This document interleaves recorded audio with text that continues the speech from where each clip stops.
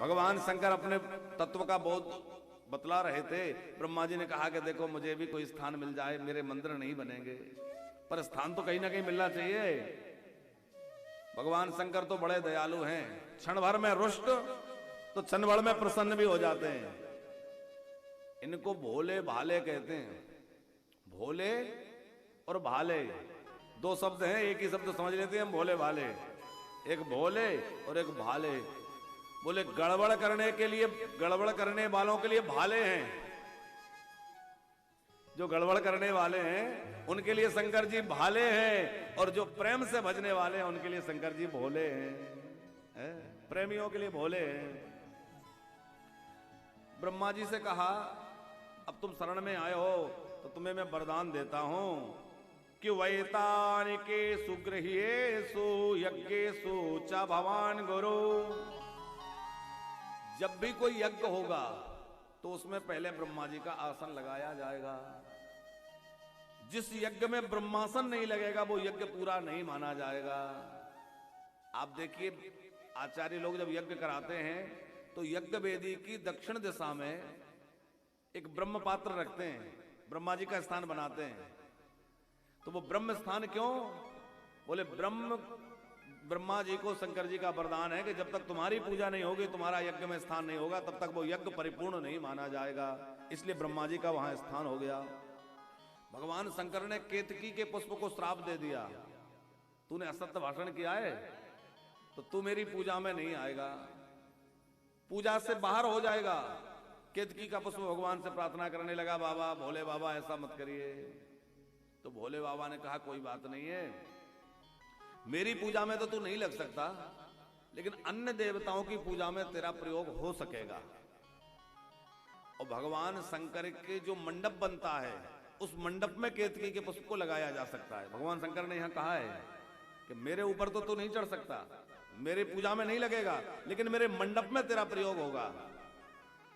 तो जब माताएं हरतालिका व्रत करती हैं तो मंडप बनाती हैं, फुलेरा लगाती हैं, उसमें विधान है कि उस मंडप में केतकी का पुष्प लगा होना चाहिए। केतकी का पुष्प समझते हैं आप लोग कैसा होता है? जानते हैं? केला होता है ना, केले के जैसा ही एक और छोटा होता है जो उसको केली भी कई लोग कहते हैं। उसमें पीला पीला लाल लाल ऐसा मिश्रित सा पीला और लाल रंग मिला हुआ एक पुष्प निकलता है लंबा सा, वो केतकी कहलाता है। देखने में केले का ही पेड़ लगता है, लेकिन वो केला नहीं होता। केले का वृक्ष बड़ा हो जाता है, पेड़ वो बड़ा नहीं होता, छोटा रहता है, पत्ते केले जैसे होते हैं। उसमें जो पुष्प लगता है वो पीला और लाल होता है, उसको केतकी बोलते। उसका पुष्प जो है हरतालिका तीज में शंकर जी का मंडप बने उसमें लगाना चाहिए। शिव जी के मंडप में उसका विधान है। भगवान शंकर ने कहा कि आज मैं प्रकट हुआ हूं, तो आज जो तिथि है उस दिन कौन सी तिथि थी? फाल्गुन मास के कृष्ण पक्ष की चतुर्दशी थी। भोले बाबा ने कहा कि आज की तिथि को महाशिवरात्रि के नाम से जाना जाएगा। और आज के दिन जो कोई भी मेरी पूजा करेगा उसको एक वर्ष में पूजा का जितना फल मिलता है उतना एक ही दिन में मिल जाएगा, यदि कोई महाशिवरात्रि के दिन मेरी पूजा आज के दिन कर लेगा। कि एतत् काले तुया कुर्यात् पूजा मल्लिंग वेरयो कुर्यात् जगता कृत्यम स्थिति सर्गाधिकम।